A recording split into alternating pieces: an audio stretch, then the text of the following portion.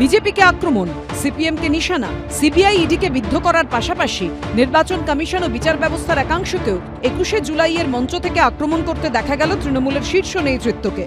বিজেপির চক্রান্ত তো চলছে, নির্বাচন কমিশনের ষড়যন্ত্র চলছে, বিচারের বাণী নীরবে নিভৃতে কাঁপছে। একদিকে ইডিকে লাগিয়ে বিরোধী দলের নেতাদের স্তব্ধ করা, আর একদিকে ইলেকশন কমিশনকে লাগিয়ে মানুষের ভোটাধিকার কেড়ে নেওয়া।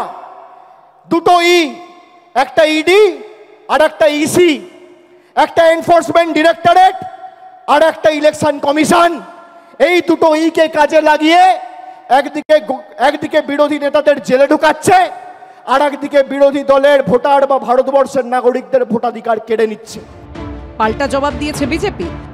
ওরা নিজেদের রাজত্ব ভাবে এই বাংলাটাকে, সেই জন্য তারা ভাবছে যে যদি তারা ভয় পেয়ে গেছে যে বিহারের মধ্যে যদি বাংলায় এরকম ভোটার প্রায় 1 কোটি ভোটার যদি বাংলায় কাটা যায়, তাহলে এরা আর কোনো জায়গায় জিততে পারবে না।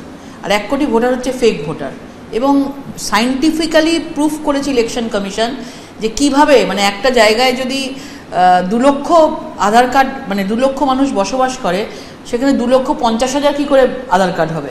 আসলে সংবিধানের যে বিধি ব্যবস্থা তার উপরে ভরসা না থাকলে বিচার ব্যবস্থাকে প্রতিদিন কোণঠাসা করবার, তার বিরুদ্ধে বলার এই মনোভাবটা সংবিধান বিরোধী মনোভাবেরই অংশ।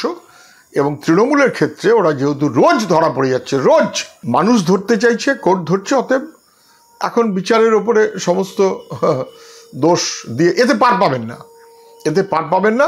সমস্ত প্রশ্নের উত্তর সরকারকে দিতে হবে, মানুষ কেউ ছেড়ে দেবে না। কেন্দ্রীয় সরকারের আয়কর বিভাগকে ব্যবহার করে দুর্গাপুজোর কমিটিগুলোকে হেনস্থা করা হচ্ছে বলে অভিযোগ তুলেছেন অভিষেক বন্দ্যোপাধ্যায়।